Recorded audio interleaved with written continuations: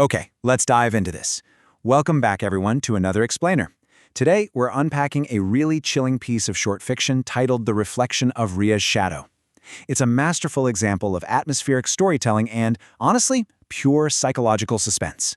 We're going to deconstruct exactly how the author builds this incredible tension, dragging us from a completely mundane moving day straight into an absolute supernatural nightmare. So picture this. You wake up in a brand new house, it's the absolute dead of night, and you hear a whisper, "Ria, I've been waiting."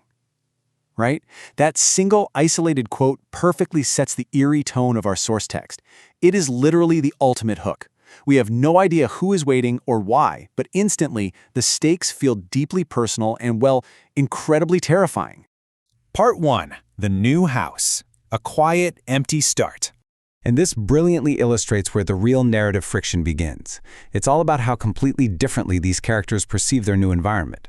Look at the parents. To them, the house is just a fantastic, practical deal. It's cheap, and hey, that locked room down the hall? Just extra storage space. But Ria, she's having a totally different experience. She finds the house unnervingly quiet, just completely empty.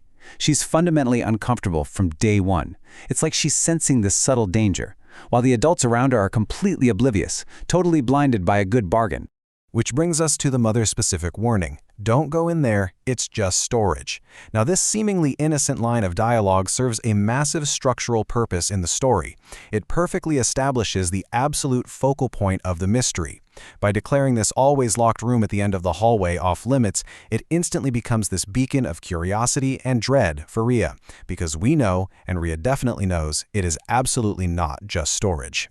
Moving on to Part 2, Whispers in the Dark, the escalation phase. The escalation starts so subtly. Let's walk through this timeline. Every single night, right around 2 a.m., these soft whispers begin to emanate from that locked room. At first, it's just Ria's name. Then it escalates to a beckoning, "Come here." Eventually, we're pushed into this night of absolute midnight silence, broken only by a clock ticking loudly. Her parents are fast asleep, her heart is beating incredibly fast, and as she steps out and walks down the hallway, she makes a terrifying discovery. The locked door is slightly open.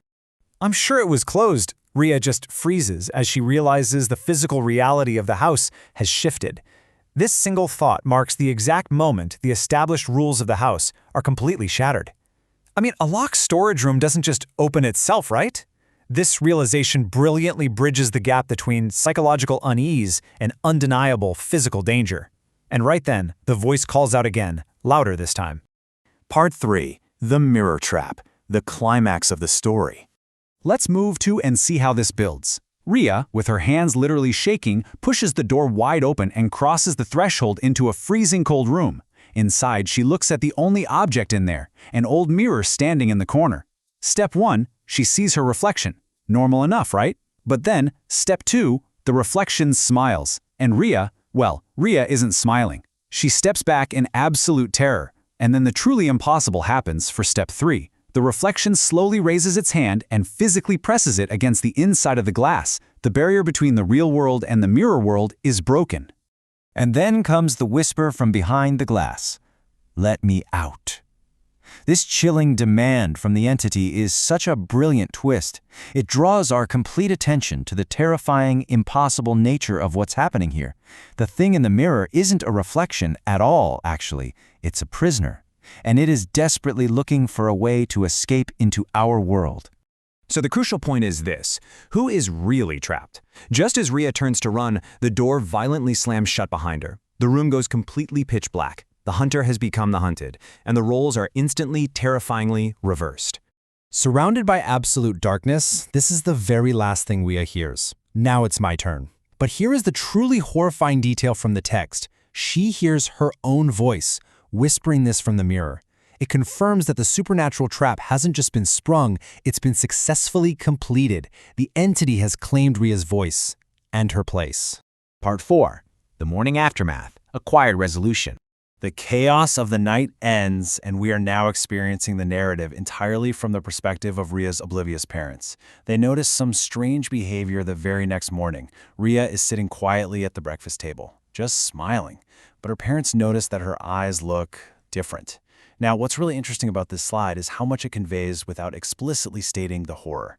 It heavily implies that the entity we saw trapped in the mirror has successfully taken Ria's place in the real world, seamlessly blending in over a bowl of cereal. And that locked room down the hallway? The story leaves us with this final, lingering revelation. It was closed again. From the inside, the implication here is absolutely staggering. Because if the entity is out sitting at the breakfast table wearing Ria's face, then who is locked inside that dark, freezing room? The real Ria is now the one trapped behind the glass, forced to wait in the dark. It makes you wonder, doesn't it?